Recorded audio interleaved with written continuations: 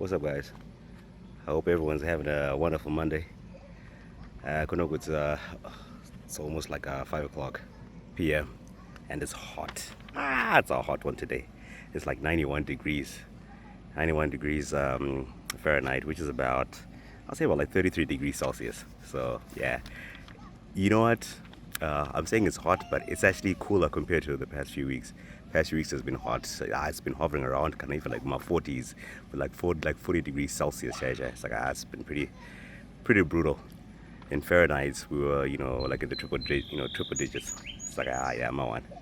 Anyway, I just thought I should say in again show you guys a quick video of one of the most important parts of our I guess one of the focal points of our yard, where we tend to congregate a lot, as a family, especially my wife and I. It's actually outside.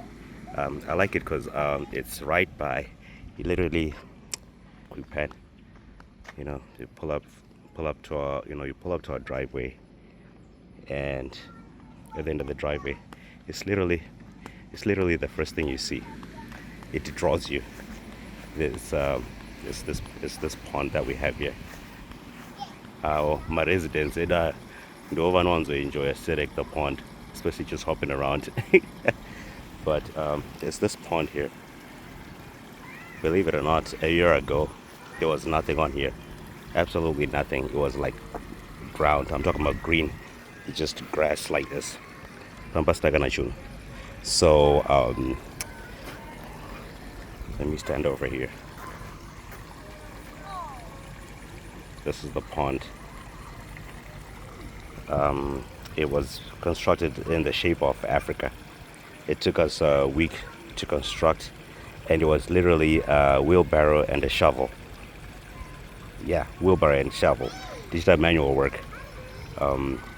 It is so, like, from this point, the beginning pan up until the very end, it's 18 feet, and then from one end to the other end, it's 12 feet. It's like 18 by 12 feet, and it's 2.5 feet deep.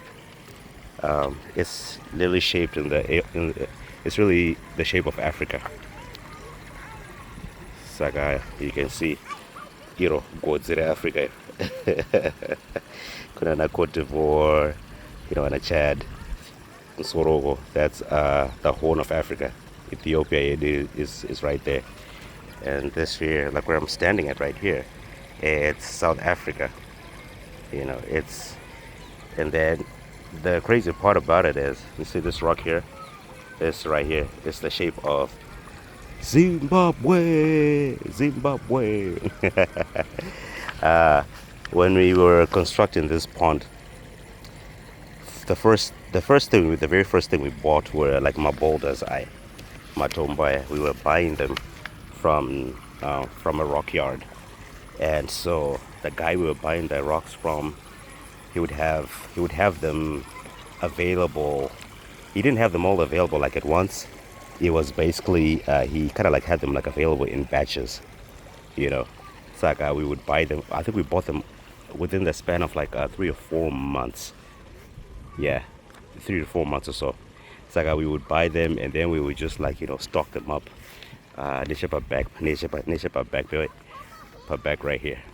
We had like the heap Rematombo right here, and up until we had bought everything. I'm talking about like the material that's required to to construct the pond.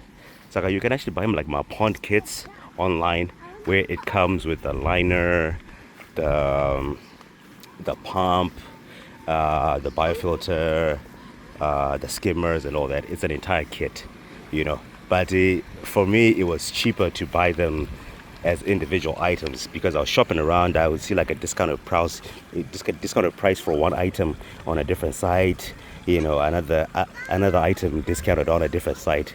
So it was easier for me to just like buy them rather than buying an entire kit. So there is an actual liner, like a pond liner. It's a 45 mil EPDM pond liner. You know, I like my EPDM pond liners. It's literally rubber, and they last for like 25 to even 40 years. I really really like them. They're very very strong. They've got a very high puncture resistance. I mean, they are very resistant to like punctures. They are very flexible. They are very heavy. I'll say when you buy them, first thing you want to do is kind of like, lay them out in the sun. That way they become more pliable. They are very very heavy. Like you need, this is not like a one man type of job. You need someone to actually help you, pull it out, stretch it out, and lay it out. I like it because it also has a very high ability to withstand my extreme freeze thaw cycles. Like for example, this past winter, yeah, 25 through 26. It was cold. It was brutal. It was pretty cold. It's the coldest it's been like in about, I'll say about like maybe like 15 to 17 years. We were like my negatives. That's my negatives. My negatives. It was so bad. And believe it or not, they're actually fish in here. I don't know if you can kind of see them. Sakawanda chaz. There's like goldfish in there. There's about, I'll say about maybe like 12, no, I'll say about like 10 big my goldfish. But yeah, I'm saying this past winter it was so cold that it actually froze. It froze through. But there were certain sections that did not freeze. I'll show you if you see but where it looks like there's water bubbling right there. It's an aerator. There's an aerator 80 papa. I also have another aerator right here, right there. You can see the bubbles. That helps create constant agitation. And so this past winter, when the pond froze, it froze except for those two sections, because the water was constantly being agitated. So the cold didn't have time to actually like freeze through it. And so the aerators, you need them definitely for that constant agitation, as well as introduction of oxygen into the pond. We got this waterfall right there. It just continuously flows throughout the day. Also helps oxygenate the pond, and the fish love it. We have goldfish. They're actually comets, and then we have like my rosy reds, and they're able to coexist. Goldfish. I like them because they're very low maintenance fish. We didn't want my koi fish, because koi are very very. I mean, koi fish look beautiful. They look amazing, but I feel like they're just more for aesthetics. The maintenance on koi fish is very very high. They're filthy fish, and it's almost impossible to maintain my plants like a pond and again a koi fish, because they love to nibble at the roots.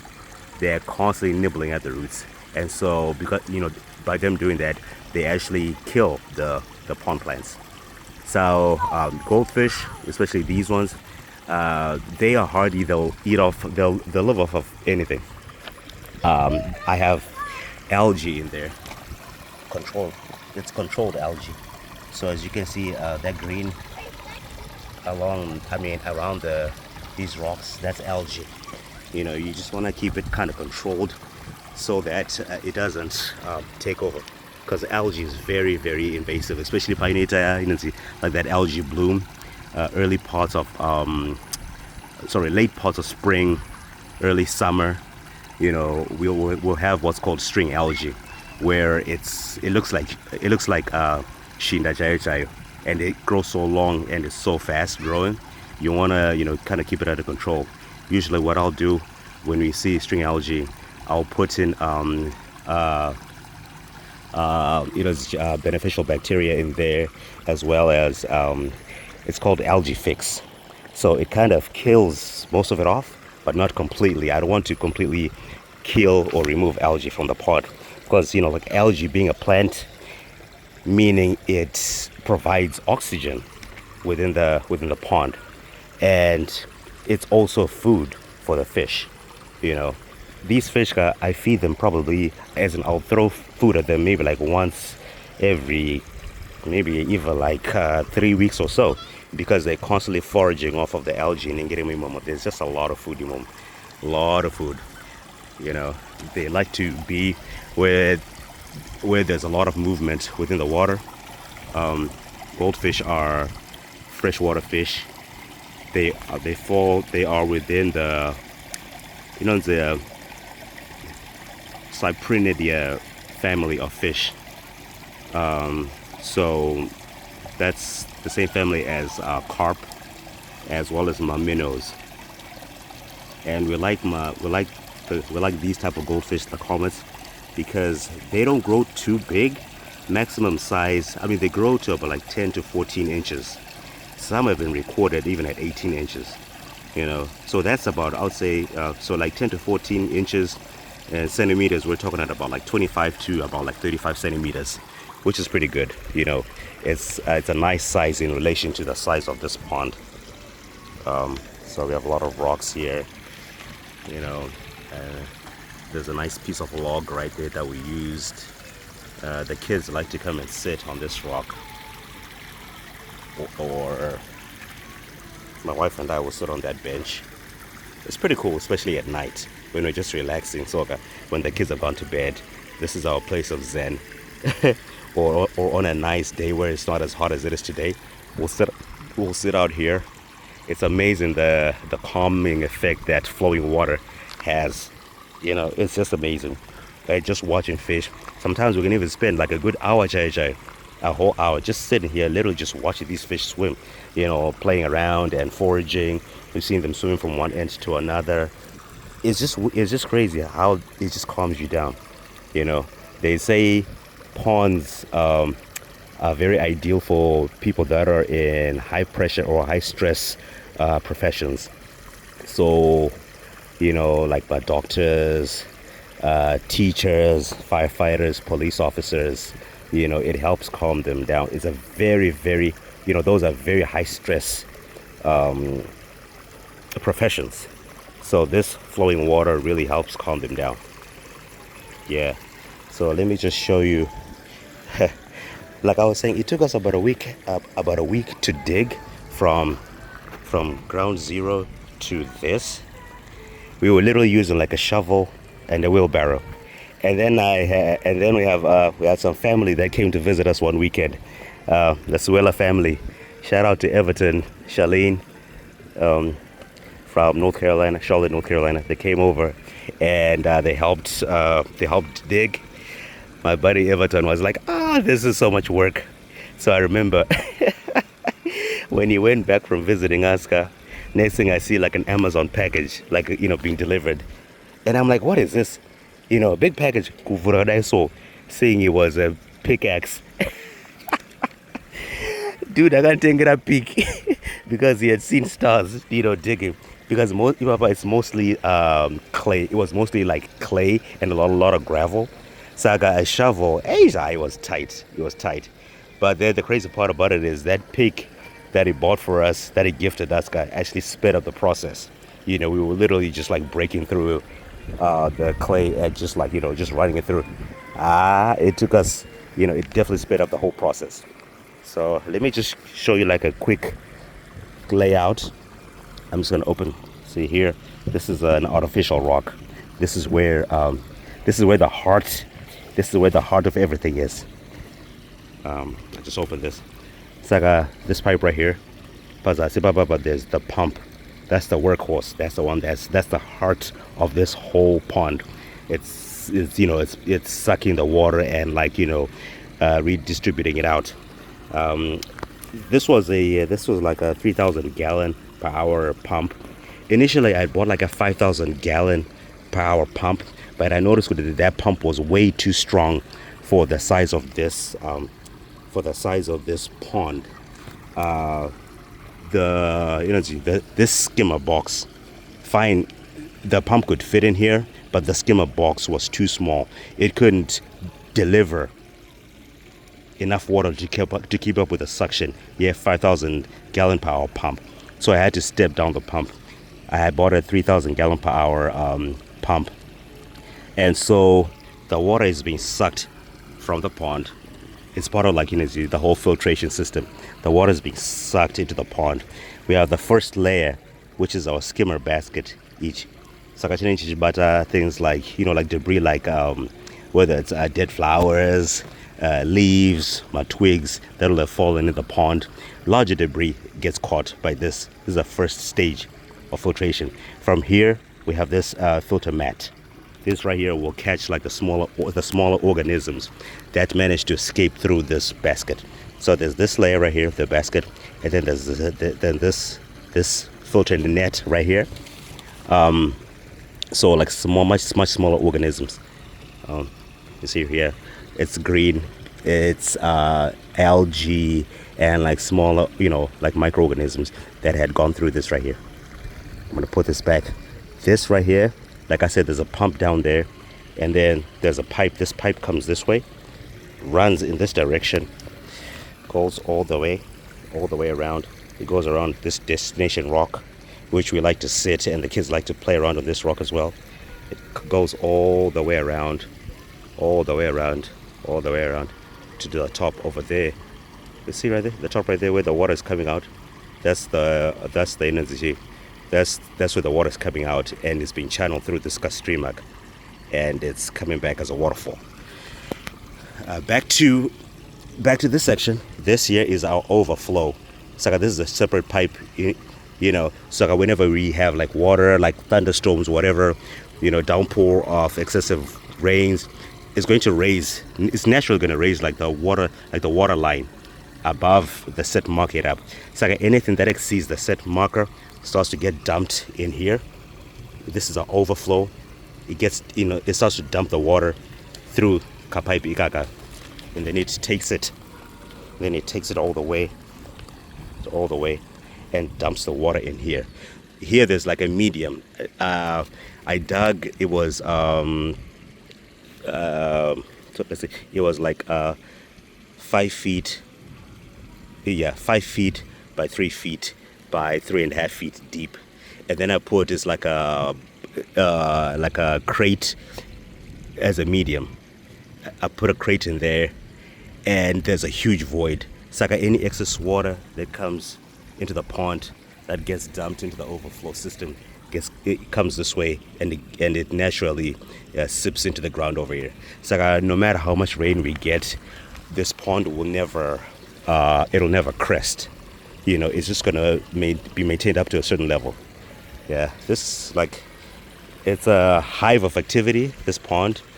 I don't know if you can see, there's so much activity, like Panama dragonflies just all over the place, and birds are constantly coming, back and forth, Panama.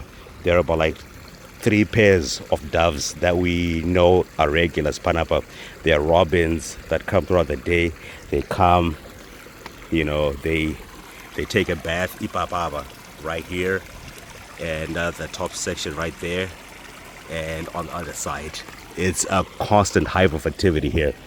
So let me show you another part. Let me just put this back. So this is electric powered. This is the power source. This is a power source right here. So the pump, which is in that, there's like the tambo comes and is connected right here. So that's perfect. And then even like the layout of the plants, it's all strategic. So where we have the idea of a pond is to make it look as old as possible, make it look like it's a feature that's been around on that specific piece of land or area like the longest. So the layout of these rocks, like I said, there's a pond liner that's underneath. So we have plants like our creeping jennies. These ones right here, these creeping jennies, I like them because like they grow so fast, and they provide like a nice thick mat-like look across any section yaunengwai planta. So it covers those breaks where the rock meets, say, the liner or the grass. The creeping jenny covers it. It gives it that nice, consistent, aged look. So yeah, I like that. You kind of have to keep it under control sometimes. Otherwise, it gets very, very invasive. If you see like that section, as well as this section right here, that's all creeping jenny. It's just provides like a nice continuous look. And then we have our hostas. We have different kinds of hostas, different kind of hostas. We have these right here. You know, I like them because they are very, very low maintenance. These are hostas right here too. And then we also have like my lamb's ear.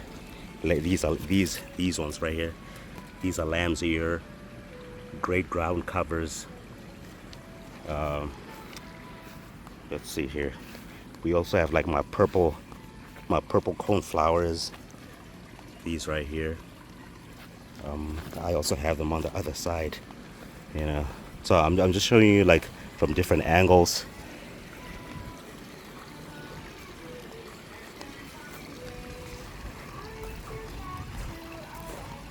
There it is right there.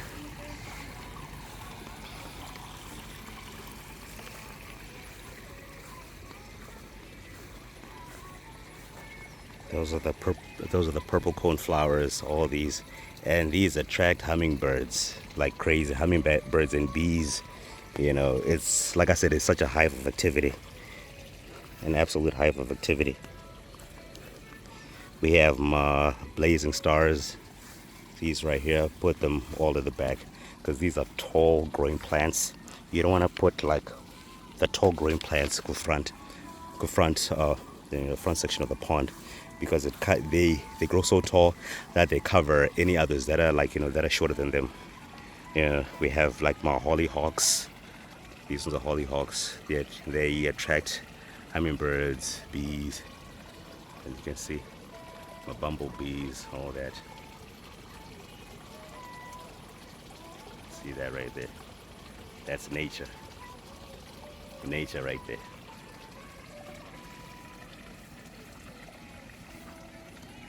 Yep. We have my sedums.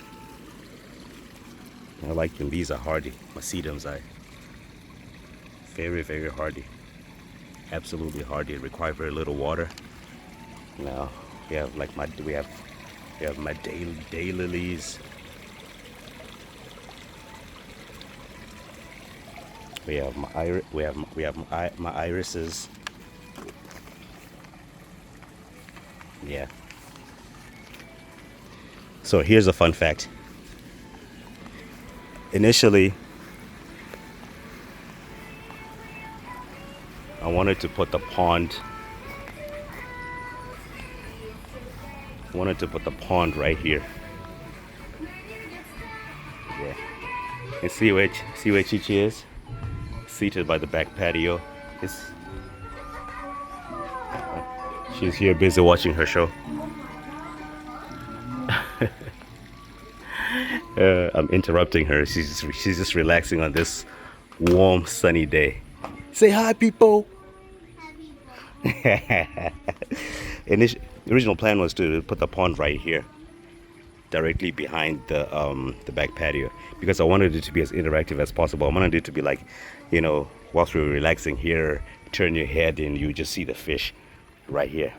But we have a leach bed that runs across like our backyard, and you don't want to, you know, interrupt the leach bed. And so we did a consult with one contractor. We wanted to see how much it would be to put like a pond right here. The guy quoted us close to $45,000, 45,000 US dollars. $45,000 US dollars. Dude, do you know how many Honda Fits I can buy with that? And so he suggested putting it on the side.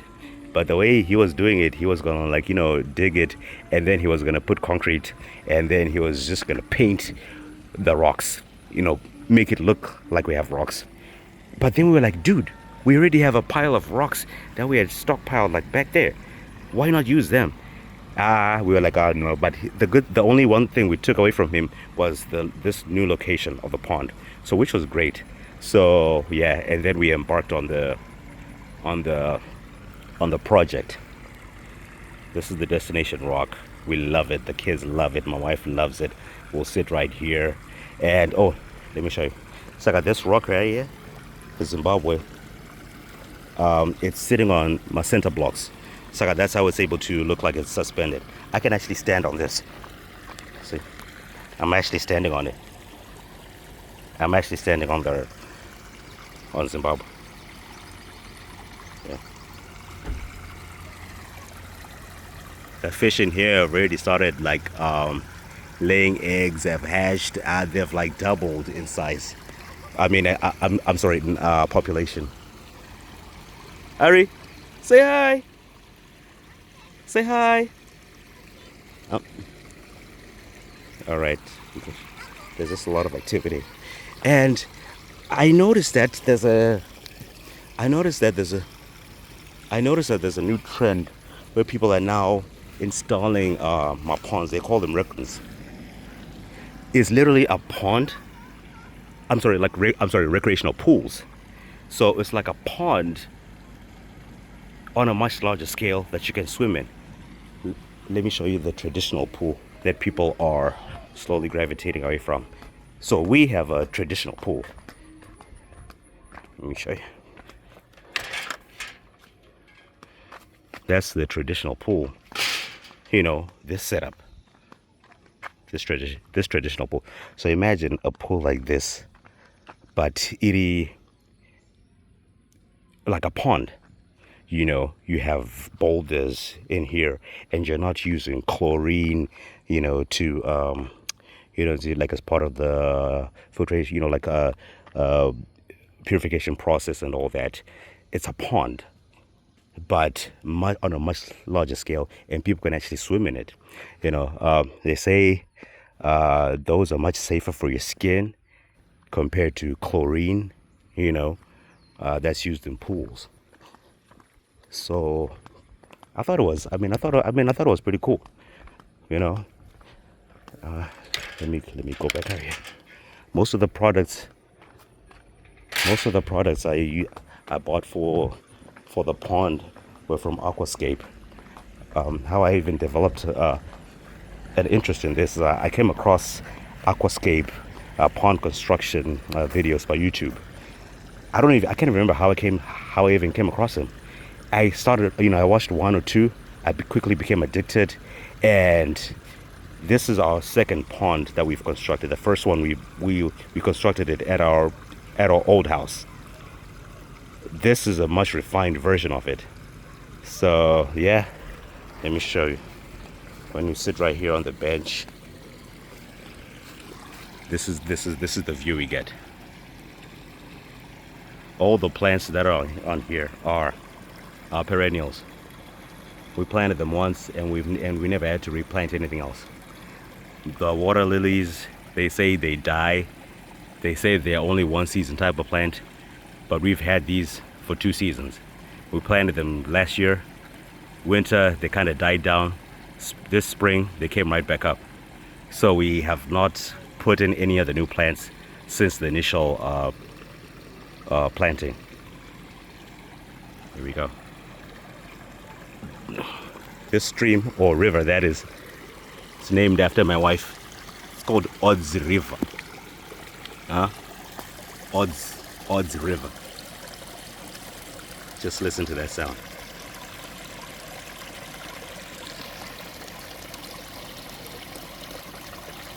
And at night, they're submersible pond lights. So this place is lit. It's lit. There are lights in the water, and there's some solar lights as well around this whole area. And these fish tend to be more active at night. They feel a lot safer at night. During the day, you'll see them moving, but not as much as they do at night. So we like to sit over here. We like to sit on this bench, just relax, especially when the kids have gone to bed, when it's our time to just catch up, you know, because it's important. It's absolutely important for us to do that. Yeah, we'll just sit over here, and we'll just, you know, just talk about how our days were, how our day was. So yeah, as you can see, guys, yeah, it's hot. But yeah, just thought I should share that point, one of our focal points in this house. And here's the view. And I hope you guys enjoyed this. And if you found it informative in any way, give us a thumbs up, give us a like, give us a shout out. We really appreciate you guys, each and every one of you guys. TJ, you want to say bye? Harry, you want to say bye? Bye. Bye, camera. Bye, guys. Thank you so much.